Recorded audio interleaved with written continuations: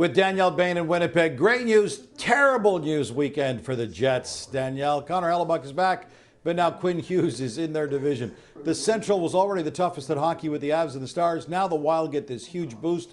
What's the talk in Winnipeg as the dust settles on this blockbuster trade?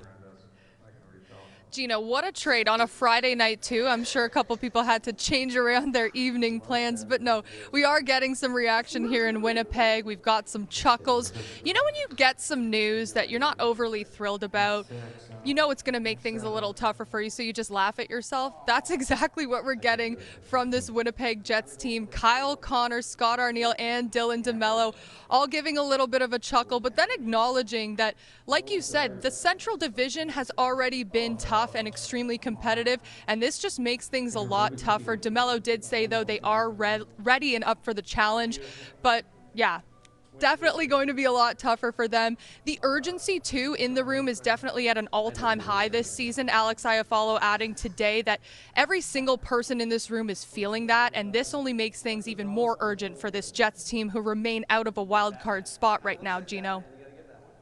On the upside, Hellebuyck was supposed to miss 4 to 6 weeks. He came back at just over 3, and they look like an entirely different team as they pounded Ovi and the Caps in his return on Saturday. They only won 2 of 11 after he went down. But what's the talk in the room now that he's back?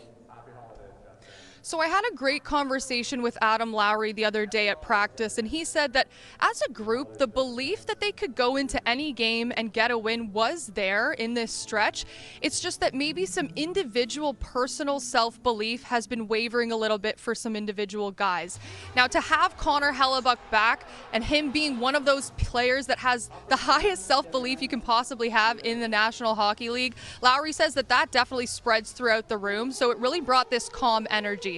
And Gino, in that matchup against the Washington Capitals, I really tried to pay attention to Hellebuyck, especially when play was going to the other end, just to see if there were any visible signs of discomfort or any laboring. There was none of that. And after the game, he just said he's fully back. He wants to keep playing and play as much as possible. So who knows if, he's going to get as many starts as he normally would if he wasn't injured coming back into this. But you know what type of player he is, Gino. If he's feeling good, he's going to ask to play every single game.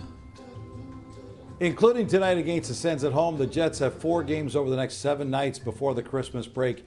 Do you think Arniel eases Hellebuyck back in, or what's the game plan between now and Christmas?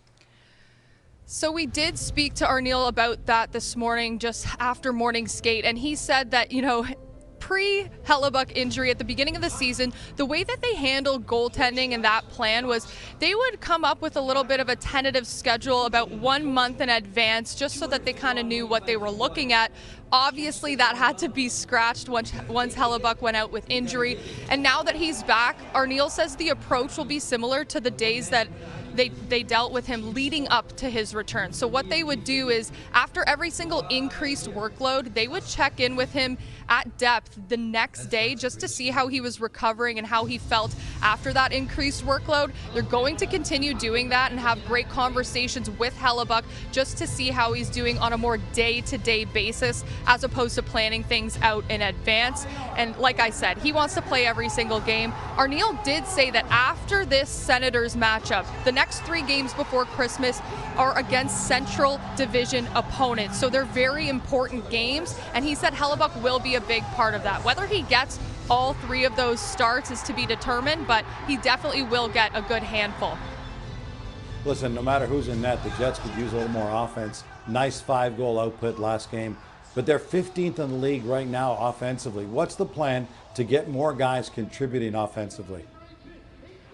So it's been a little bit of a back and forth for Arniel. He has stated in the past that, he wants to keep lines together to build chemistry, but also when you're not getting offense from those second, third, and fourth lines, you just continue to mix things up. Well, last game against Washington, he put together Alex Iafallo, Adam Lowry, and Morgan Barron for the first time, putting Barron on the wing as opposed to center.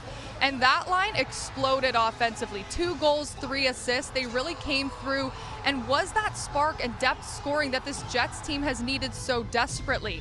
Arniel is expected to keep that line together because he even shouted them out after the game. And today he just said that they are showing signs that they could really do some damage and be that spark they continue to need. So I do expect him to kind of keep that line intact and kind of give them a little bit of runway here to see if they're able to add to this Jets offense.